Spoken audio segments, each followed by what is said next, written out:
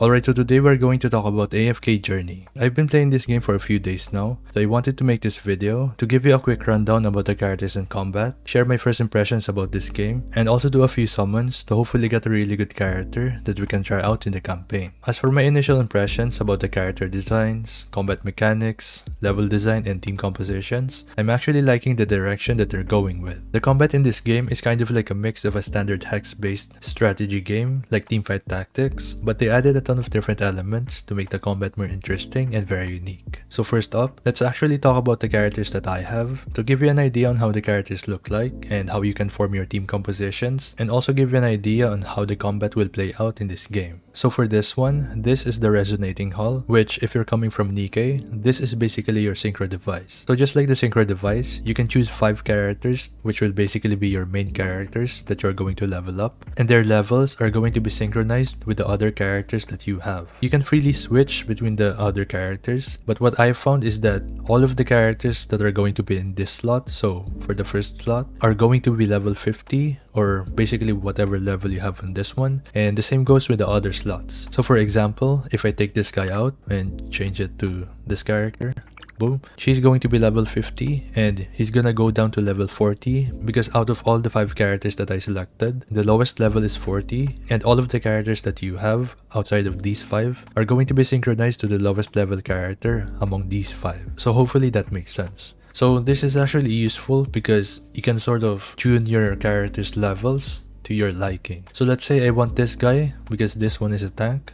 I want him to be level 50 so that he can take more damage. So what I can do is switch him out for this guy, boom, and put him on one of these slots that are level 50 so that he actually gets more stats. So that is overall really useful. It is actually very neat. And one more thing about the Hands of Resonance is that all of your characters actually need to be within 10 levels of each other. So as you can see, the highest level characters in my team are level 50 and the lowest ones are 40. And when I go check out one of the level 50 characters, it's going to say that your heroes must be within 10 levels of each other. So I guess we're gonna upgrade this one. Boom. Increase the power, and the same thing with the other guy.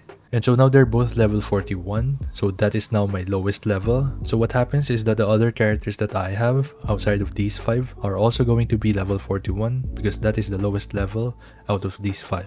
So hopefully I explained that well and it makes sense. So before we take a look at the character skills and all that good stuff, let's actually take a look at the artifacts and equipment. So for the artifacts, these are basically going to be passive skills that are going to be activated as the fight is going on. So for this one, which is the Summer Harp, this will basically heal your allies based on 7% of their max HP every 10 seconds. So that is going to be very useful, especially early on when your healers are not that good, or at least they don't put out as much healing. So I found that this actually has a lot of value. So even if I have this other one, which is the Pointer of Fate, which is more of like an offensive type of artifact, I still go for this one because of the survivability aspect that it provides. And on top of the artifacts, you also have equipment, which is actually pretty straightforward. So for this one, you're going to have to collect different types of equipment. So you have equipment for supports, mage, warrior, tank, marksman, and rogue. So basically how you can get more equipment is simply just by pushing the campaign and beating some stages, collecting the rewards from the AFK farm, and also by crafting the equipment yourself. So once you get to a certain level in the AFK farm, you're going to be able to craft your own equipment using the materials that you get by salvaging the equipment that you don't need. So what that looks like is, let's say I want to upgrade this, it's going to ask me for 6,000 gold and 64 of the prismatic casting shard. And you can get this material by salvaging the equipment that you don't need. So next up, let's actually talk about the characters in detail and show you the important things that you need to know when upgrading the characters and when you're building your teams and all that good stuff. So over here on the top left side, you can see the character's rarity, which is Elite Plus, and this can actually go up to Supreme Plus, but that will be for another video. But the most important part for this one are actually the character details, and you can see that when you click this icon right here. So for the character faction, you're actually going to get different bonuses depending on how many characters of each faction you have. So from what I know, you can actually get different buffs from each faction, but the scaling on each buff is going to scale based on how many characters you have for each faction. And for the character classes, this is pretty straightforward. And the different classes that we have are the tanks, warriors, marksmen, supports, mages, and rogues. And speaking of mages, let's actually talk about this character, which is a mage, and also go over what the character's kits look like and what you can expect when it comes to how the characters are built. So for Miriel, I'm actually not sure how to pronounce her name. So for this video, we're just gonna call her Mira. So for Mira, she is going to be a light bearer, mage, damage dealer, and she is going to have a 3 range. And this basically means that she can do normal attacks 3 tiles away from the enemy. So for the abilities, every single character is going to have 1 ultimate, 2 abilities, and 1 extra ability. So the extra ability, or EX, can only be unlocked after you get their exclusive equipment. As for the other characters in my team, Lucius is actually my tank, and I think I'm going to keep him for a very long time, not unless I get another tank that actually outpowers him. So for his ultimate, he basically puts a shield to every single character in your team. So that is going to be huge, especially against enemies that can do AoE attacks. And for his first ability, this is basically a crowd control ability that is going to knock back your enemies, and it's also going to delay their attacks. So this is just really good and a very useful type of utility. And for his second ability, I don't really notice this, but this is supposed to heal my team, but the only healing that I actually see are the ones from the healers. But I guess this is good as well, especially because he's a tank and he's going to need all the healing that he can get. And of course, Mira is going to be a damage dealer in my team. She deals a ton of AoE on her burst, and she also does a fair bit of damage on normals as well. As for Cicia, she is actually one of the best characters in my team right now. So basically what she does is, when she pops her ultimate, she's going to summon this minion that is going to be spawned at the back of your enemies. And not only that, when she actually summons that minion, all of the enemies close to the spawn point are actually going to be rooted. So this ultimate is just overall really good, and it's basically the equivalent of having another character on the field. Alright, so moving on, let's actually check out the Noble Tavern, which is basically the gacha system for this game. So currently, I have 22 wishes and 5,750 gems. I have only ever done 10 pulls, that's why I got Cicia, but today I'm looking to get more characters, and hopefully I get another tank, if not another healer, because if I'm being honest, the healing is not enough, so if I don't get another tank to take more damage for the team, I at least want to get another healer. So on top of this, we also have 5 pulls on this one, and this banner is going to guarantee you one of the 5 characters that you pick every 10 pulls. But the only catch is that these pulls are actually harder to get. I'm actually bad at remembering names, but I do know which characters I want to get. First, I want to get this guy, Thoran, because he's a tank. Brutus, this one, Rowan, because he's a healer, and I believe that he is one of the best healers in the game. Another healer that I want to get is this one, Smokey and Mirky. And the only hero I don't want to get is Aaron, because he is a free character from a login event. So I only have to log in for 7 days and then I get him for free. So hopefully I don't get him, because that would just be a waste. Alright, so fingers crossed we actually get a tank or a healer, and here goes my first 10 pull. Boom.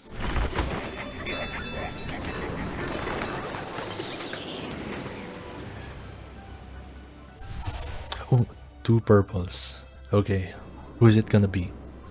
Niru. So support, Graveborn. I'm actually not sure how good Niru is, but we're gonna have to see. Come on, come on. I want Faye or Eddie. Please, Faye or Eddie. Oh, okay. Not bad. Okay, I'll take that. Another copy for our tank. So that is not bad, but I feel like we can do better. What? 2 more purples again? Bro, so Acorn, okay. Damien, so support. Hopefully he's a healer. Eddie. Oh, there we go. We actually got Laika. Nice. Alright, so we got a support and Laika. S level. Come on. Nothing. Oh, nice. We got 2. Come on. Give me a tank.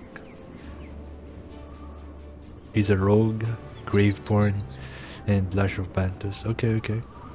Come on, please. Give me a tank or healer. Who's this? Wait, it's... Nice.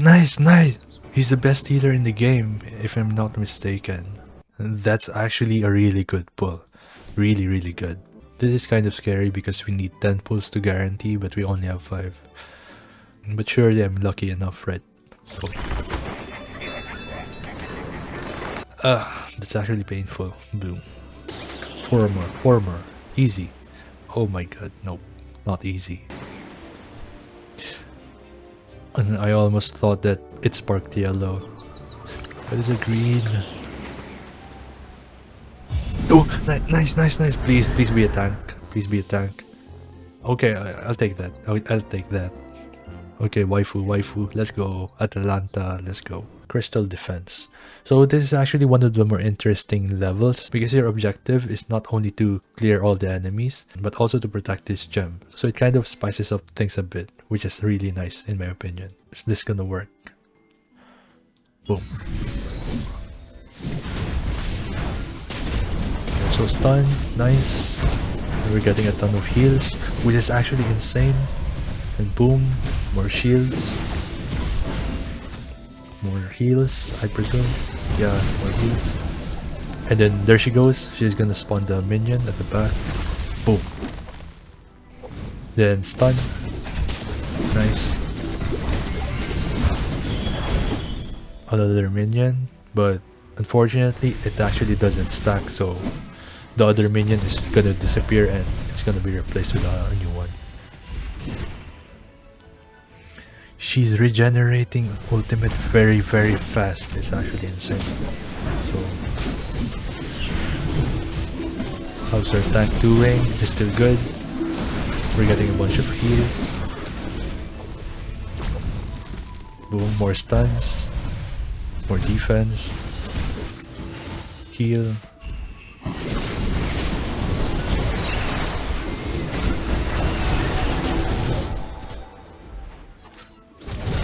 Boom.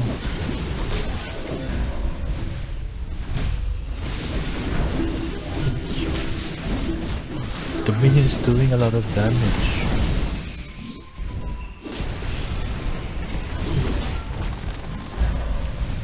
Oh, no one's taking care of this guy. Wait. The healer's getting attacked. But where's the damage dealers though? They're all in front? Or no. Kafra's fighting the other guy now, which is nice. But our damage dealer is half health. More heals maybe? Lucio is hanging in there. Like, bruh. 20% HP. Hang in there, boy. Come on, come on. We're very close. Very, very close. Nice, nice, nice.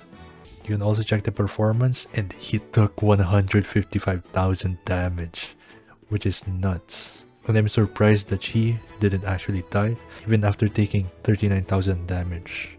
And 113k damage versus 329. Ridiculously insane. And the reason why this is a lot of HP is because she kept summoning the minion, so I think that is being considered as getting more HP, even though she's not technically healing the minion. So yeah, that is pretty much it for today's video. I'm actually having fun playing this game, and I'm looking forward to making more content about AFK Journey. If you have any questions, feel free to put it down in the comments below. And as always, don't forget to leave a like, comment, subscribe. Thank you so much for watching, and I'll see you in the next one. Peace.